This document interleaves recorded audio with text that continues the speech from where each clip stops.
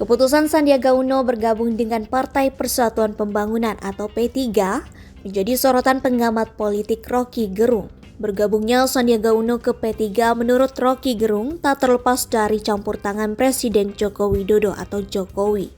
Kabarnya Sandi akan dipasangkan dengan Ganjar Pranowo, sedangkan Prabowo disiapkan berpasangan dengan Erick Thohir di Pilpres 2024 mendatang. Menurut Rocky, Jokowi akhirnya punya jalan keluar sendiri agar dia tetap bisa mengontrol jalannya pencalonan wakil presiden di kubu PDI Perjuangan.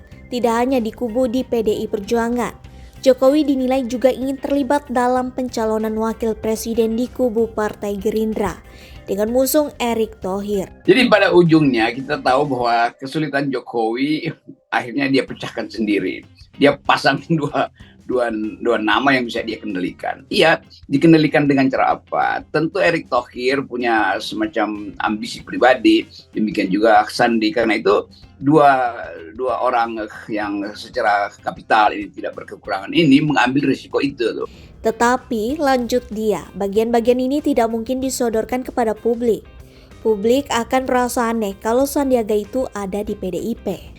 Menurut Rocky, inilah cawe-cawe yang dijalankan Presiden Jokowi untuk terus terlibat, dapat mengontrol jalannya pencalonan wakil presiden setelah Jokowi dianggap tak punya peluang dalam penetapan capres. Beginilah cawe-cawenya Jokowi itu.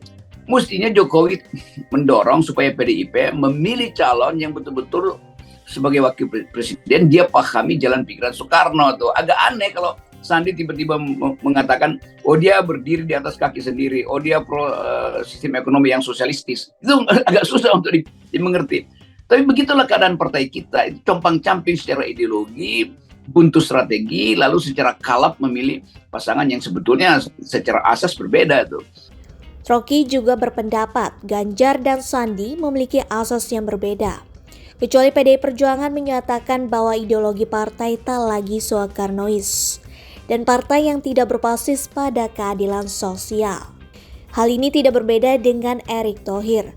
Bahkan Rocky secara belak-belakan mengatakan Ketua Umum PSSI itu tak memiliki pandangan ideologi yang jelas. Ya sama juga tuh, Erick Thohir jelas itu. Kalau tanya Erick Thohir apa ideologinya? Ya uang, nggak ada lain kan. Keahlian teknisnya nggak ada sebetulnya. Karena memimpin korporasi itu sebagai dirut atau sebagai apapun, itu nggak ada urusannya dengan ideologi itu. Anything goes itu.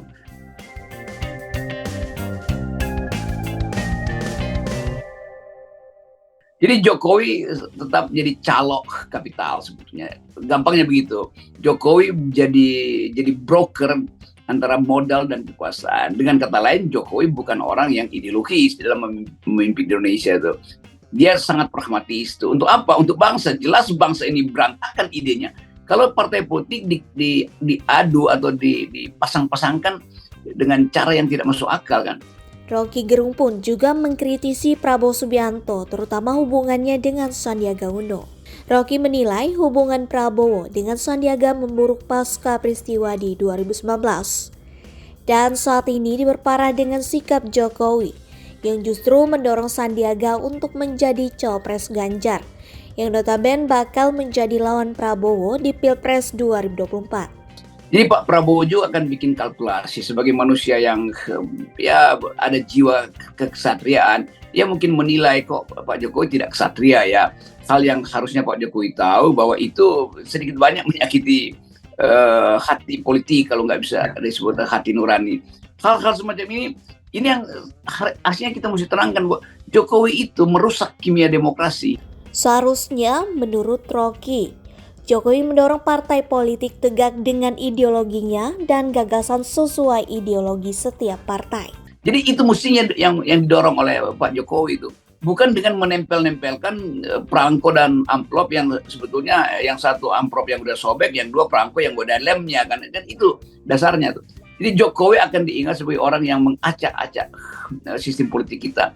Walaupun kita tahu memang partai politik ini pragmatis semua, nggak ada partai politik yang ideologis. Tetapi minimal Jokowi harus kasih sinyal dia mendorong pelembagaan politik termasuk penguatan ideologi partai.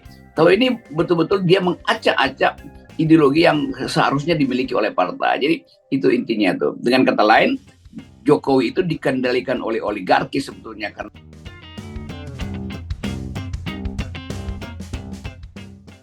bukan Jokowi yang menyuruh dua tokoh oligarki ini, dua tokoh kapital ini, Sandi dan Erick Thohir, tetapi semacam sistem yang menginginkan Jokowi harus menjaga dinastinya dengan memanfaatkan uang.